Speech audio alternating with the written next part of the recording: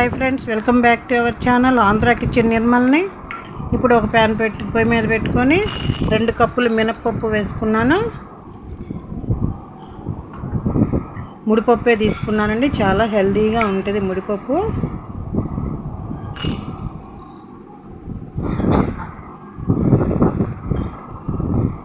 ఇవి స్మెల్ వచ్చే వరకు వేయించుకోవాలండి. వీటిని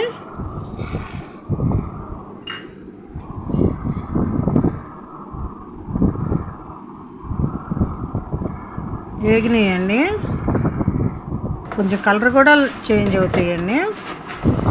2 కప్పులు ధనియాలు తీసుకున్నాను.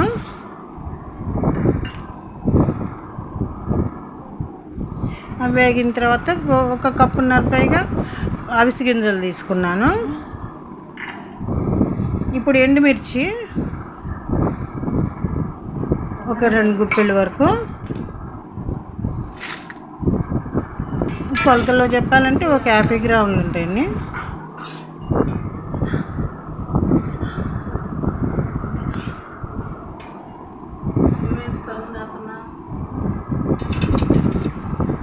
అవి వేరే ఒక బౌల్లోకి తీసేసుకుని ఇప్పుడు 2 స్పూన్ల ఆయిల్ వేసుకుని కరివేపాకు వేయించుకుంటున్నాను.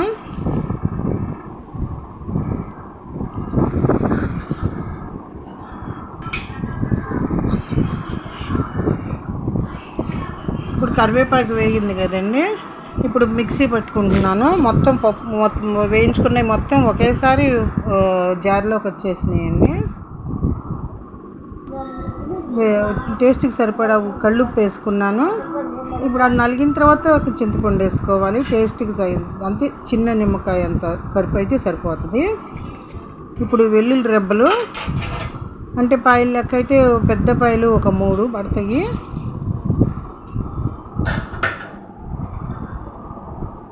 జీలకర్ర టేబుల్ స్పూన్తో అయితే ఒక 4 టేబుల్ స్పూన్లు పడుతుంది.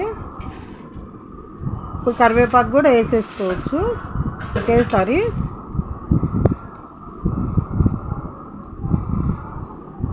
చూడండి ఎంత చక్కగా వేగిందో. నేను వేయించి ఇంట్లోనే ఆరబెట్టుకున్నానండి. కరివేపాకు జాడించుకుని ఆరబెట్టుకున్నాను. చక్కగా ఎండిపోయిందండి. ఎన్నాళ్ళకైనా నేనే ఆరబెట్టుకోవాలి, ఎన్నాళ్ళైనా ఉంటుందండి. అంటే 6 months వరకు వాడుకోవచ్చు దీన్ని.